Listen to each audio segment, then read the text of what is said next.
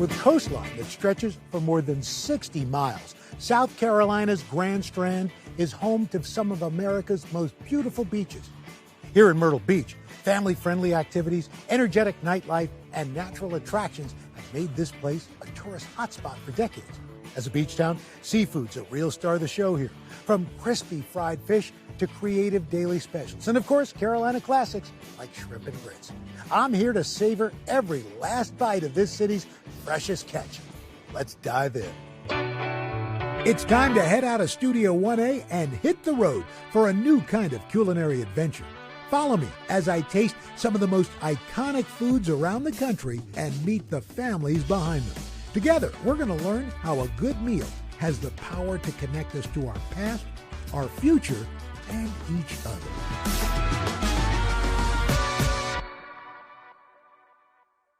Fresh seafood has been a big draw to Myrtle Beach since the late 19th century, according to historian Becky Billingsley. They would have these huge nets out there on the beach that took like 20 people to grab the nets and pull them in. Then they had these little fish shacks set up on the beach where they could fry the fish. And so you could also get a fish dinner right there on the beach. Today, Myrtle Beach welcomes over 19 million tourists each year, and its food scene has evolved from simple beach shacks to more than 2,000 restaurants feeding all those hungry visitors. So even if fishing isn't your thing, there are plenty of ways to enjoy Carolina's freshest catch. Merls Inlet is a charming fishing town just 25 minutes from downtown Myrtle Beach. This quaint area is actually known as the seafood capital of South Carolina. I'm at Seven Seas Market, a community favorite that's known for its impressive variety of local fish. Each day, the fishermen here are hauling in everything from shrimp to grouper, mahi-mahi, and more. Some might say it's shrimply the best. Hey, Al. Hey there. How you doing? Chris Conklin has been running this place for 15 years. We're able to source the finest fresh local seafood known to man with our own fishermen and our own boats. His son Christopher, already a seafood fan, often coming to help out. Bingo! I see who's going to be taking over the business.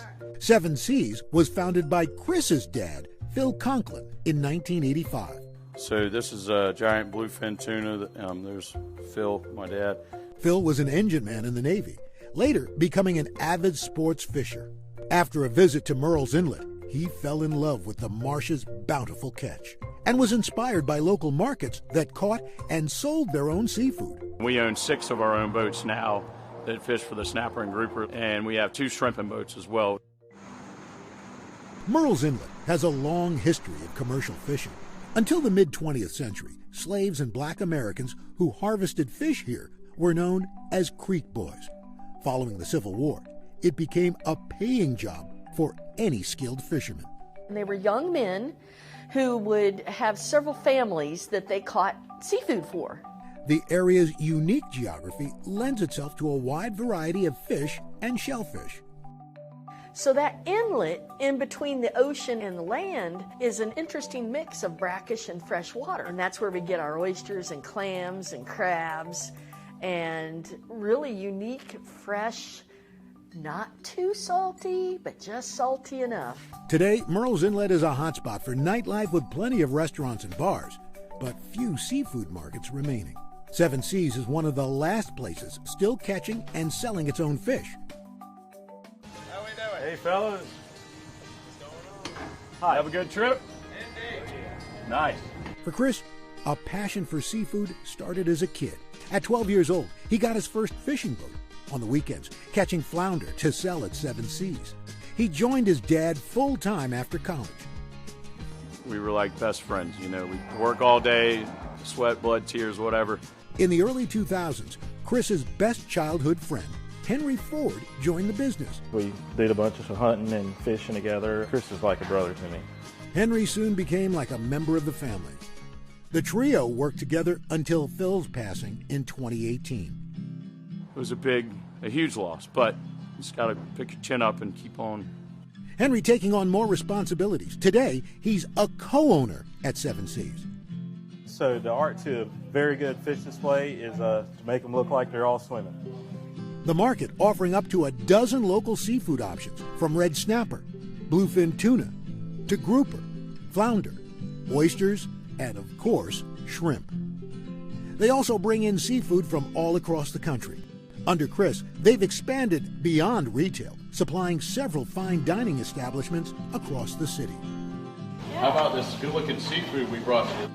Chris is proud carrying on his father's fishing legacy.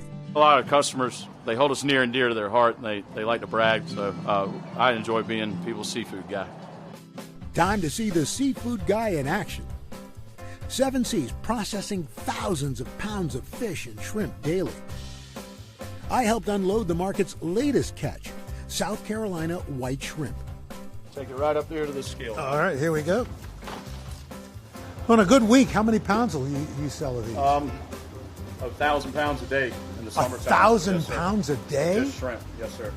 The shrimp gets covered in a layer of ice. The final step, a lesson from Chris and Henry in the fine art of cleaning and deheading shrimp. What we do is we pick the shrimp up like this. And every shrimp you touch, you have to pinch it. Why? Right? To pinch the head off, right? Oh. The shrimp get organized into 3 sizes, medium, large, and extra large. What makes South Carolina shrimp special? They come from really clean water. We don't have a lot of mud. They're much sweeter. Can you taste a shrimp and tell whether it's come from South Carolina or not? 100% I can, yes, sir. Wow. How about you, Henry? Yeah, absolutely. Coming up, I get a taste of South Carolina's famous shrimp. After prepping a mountain of shrimp at 7 Seas Market, I couldn't wait for a taste of this fresh catch. Co-owner Henry Ford whipping up a spread of local shellfish steamed to perfection with their house blend of spices. And I've even got some stone crab claws Chris and I went and caught yesterday. Oh, this is great. Oh, do you ever get tired of seafood? Absolutely not. Not at all. I could eat seafood every day if I could. 7 Seas also sells several house-made specialties, many crafted by Henry, including a smoky fish dip and a Carolina favorite, she crab soup. What is she crab soup? It's crab meat, and it's a cream-based soup. Oh, wow. And we sell out of it every day. Woohoo! Oh, yes, sir. I can see why. Just being surrounded by seafood all day isn't enough for these two. They find time every week to hop on a boat and reel in a catch together. So when you guys and Henry are out on the boat fishing, what's it like? Oh man, it's actually, after being at work all week, it's actually heaven on earth to get out there. Chris, how important is it to continue this legacy of South Carolina seafood? We're like the last of the Mohicans. It's a lot easier to get seafood from other places, other countries. We go through all the trouble of having our own boats and trying to perpetuate what little bit is left of the South Carolina seafood industry. That's why we stay so busy. Well, I got to tell you, this is some of the best shrimp I've ever had. Yep. Oh, man, this is great shrimp. Oh yeah, it's good. You know what? For all your hard work today, after this lovely meal, we've filled your belly. I want to give that to you as a gift from Chris and I, saying thank you. Well, thank you. Yes, sir. You're part of the crew now. All right. Aye, aye, Captain.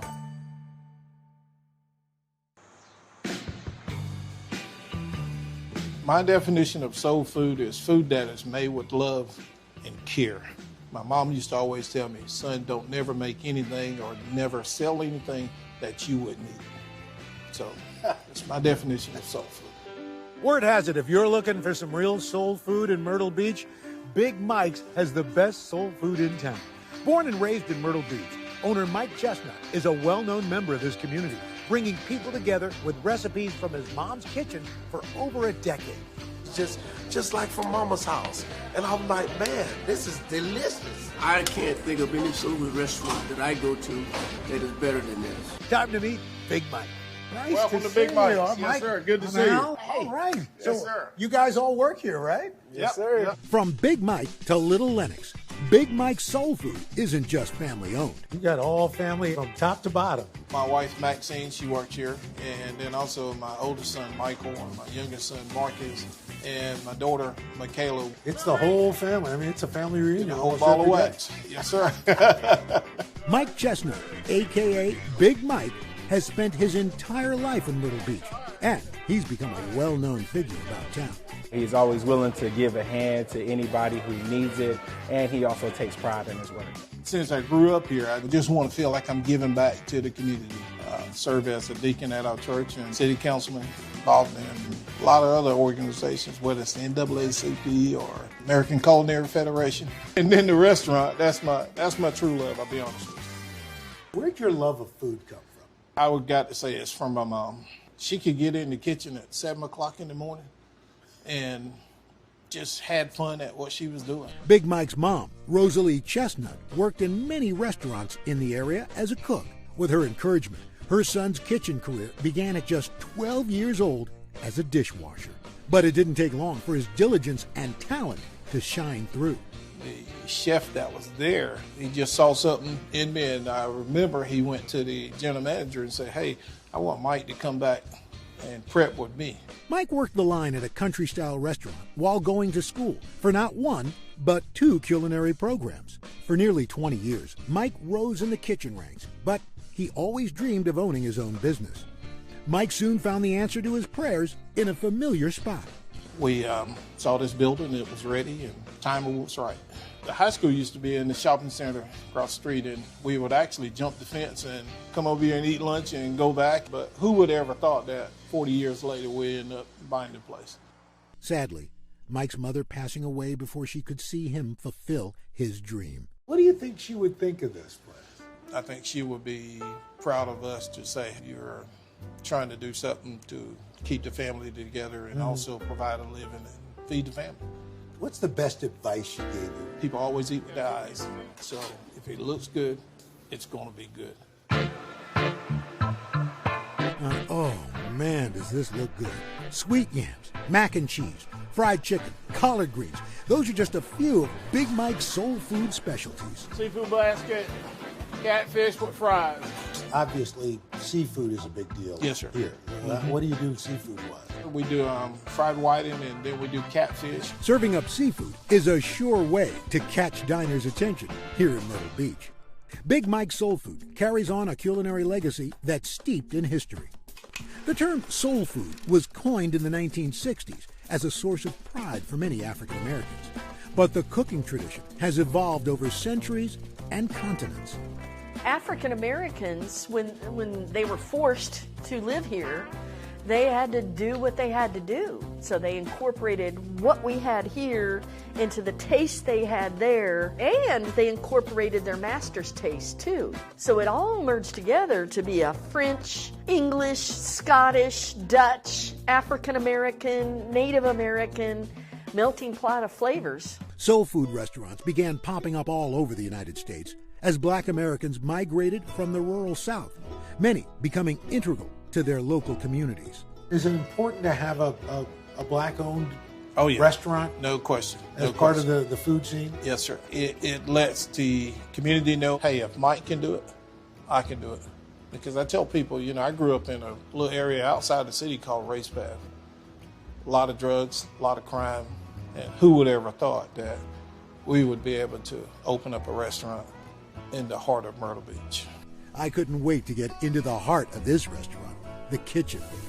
We're going to do a Big Mike special today, meat and 3. A signature meal of the South, meat plus 3 sides that is, started popping up in urban diners in the early 1900s. We're going to do some fish, we're going to do some hush puppies and some coleslaw and some mac and cheese. All right, let's get started. All right, well, we're going to start with some hush puppies over here. Hush puppies, made from cornmeal batter, can be sweet or savory. We probably go through a couple hundred of them, and we do them all by hand. Let them cook for a little minute. All right. And then we're going to come back over and do the fish. All right. My fish is going in cornmeal batter, and we add a little bit of extra seasoning to this. Is that a little special thing? Special season that we make up there. It's nice and light batter on it. Right.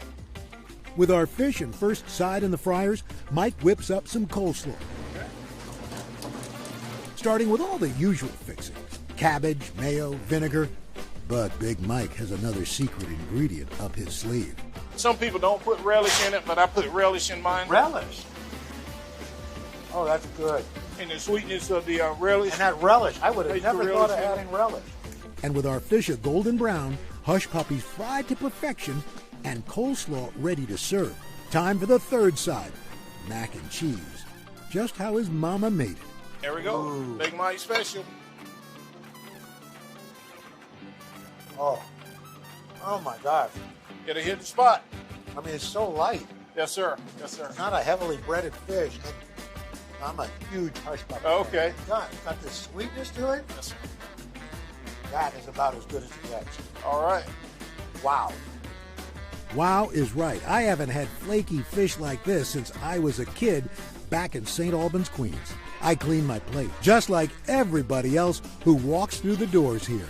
I just want to leave something for my grandkids and kids to say, hey, this is a family thing and we want to keep it going.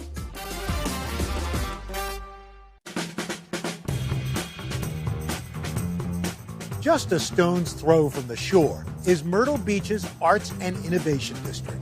Wns Kitchen is one of the newest restaurants in this part of town. Here, Chef Jess Sagan is delighting tourists and locals alike with her elevated brunch staples. She's also on a mission to give back to the community, extending a helping hand with warm meals to those in need. Hey, Al, nice to meet you. Nice to meet you. Oh, so glad to be here. And what's going on here? It seems like there's a lot of cool kids hanging out here. These are our grandchildren. My daughter Kinsey and her 5 kids. Now, you usually don't find kids studying at a restaurant, but here at Wns Kitchen, owner Jess Sagan loves keeping her family close by. So close, in fact, that all 5 of her grandchildren are homeschooled right here in the basement. So there's always time for a bit of family fun. I'm on a rock right now. I'm Rob Bass and I can't get down. I'm not into that. Jess's daughter, Kinsey, doesn't just teach here.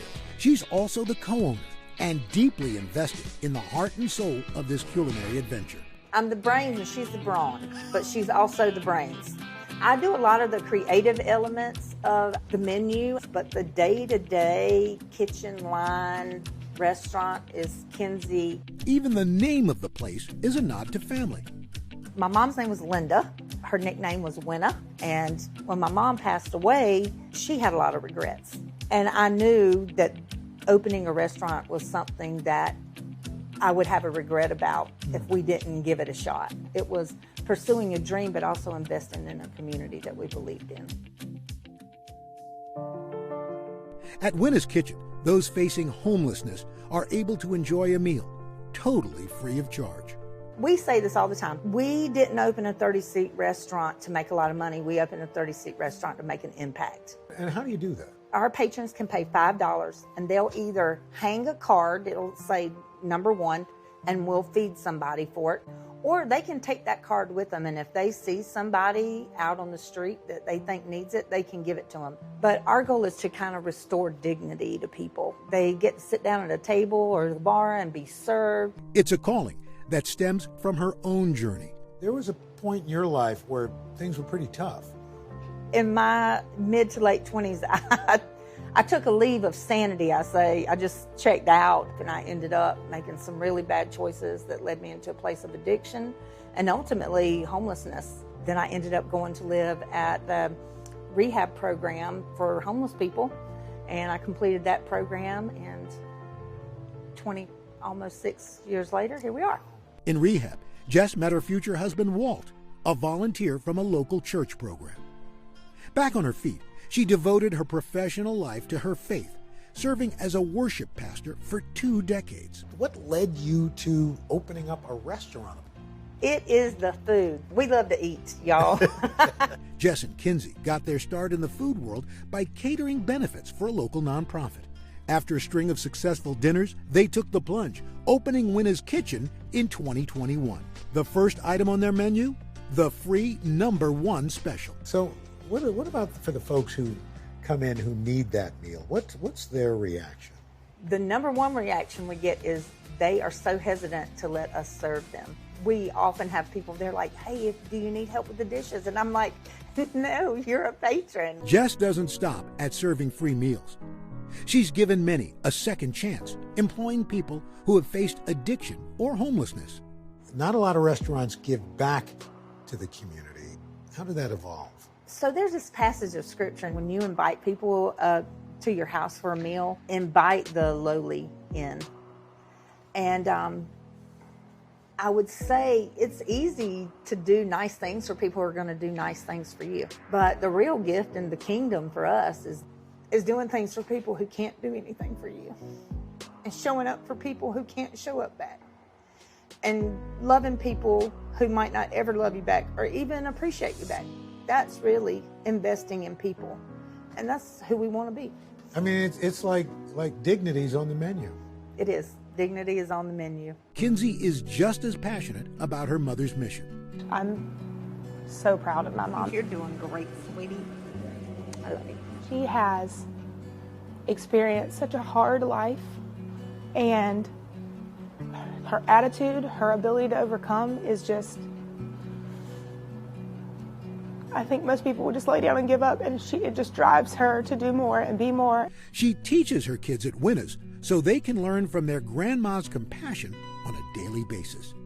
She is nice to everyone, and she's independent at the same time. The legacy my mom will give us is not this building, it's how she taught us to treat each other, how she teaches us to interact with each other. In addition to helping others, Jess is also dedicated to highlighting seasonal, locally sourced ingredients. My grandparents were very farm to table. I mean, before farm to table was a thing. Both my sets of grandparents had gardens that we ate off of all summer. We're in the South. There's a lot of fried chicken and a lot of French fries and a lot of fried everything. But my daughter and I both like food that's a little bit different, a little bit elevated. The mother-daughter duo putting their spin on brunch classics like fluffy ricotta pancakes with lemon curd and a deconstructed chicken pot pie. Oh man, that was the best dessert I've ever had. But there's one dish that's been a menu mainstay since the beginning. When it comes to Jess's take on this Southern classic, the sauce is the boss. What's the thing that makes your shrimp and grits so special? It's our sauce. It's kind of this mix between cream and tomato. It's infused with some secret spices and some ham stock. Maybe you show me how this is done? I'd love to. Wns Shrimp and Grits starts with, of course, the shrimp. We try to use large local shrimp. They're really sweet. They got the perfect amount of salt. Stock gives her signature sauce a richer flavor. How do you make your ham stock? We don't share all of our secrets Okay. All righty. Jess then searing the shrimp in clarified butter, seasoning them with Kinsey's secret spice blend. It does have salt, pepper, garlic, a little bit of dill, and a little bit of something else in it. Something, and a little something. I'm not being coy. I don't know what she puts in. And what's shrimp and grits without cheesy grits? Each batch made fresh every morning. Well, now, what kind of cheese is that? The main cheese in here is some coastal cheddar. The shrimp finished with a drizzle of buttery love. Then, time to plate it up.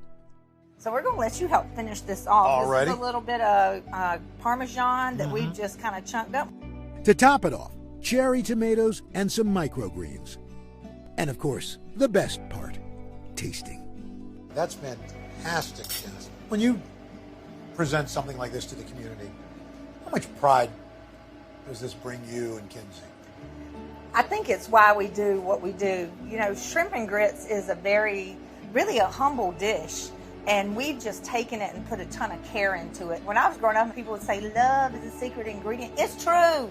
And so elevating food is not just about making it fancy. It's about taking the level of care to make it look a certain way. Yeah. And I think that adds to nourishing people, not just with the food they eat, but their spirit too. Well, my spirit feels very good right now.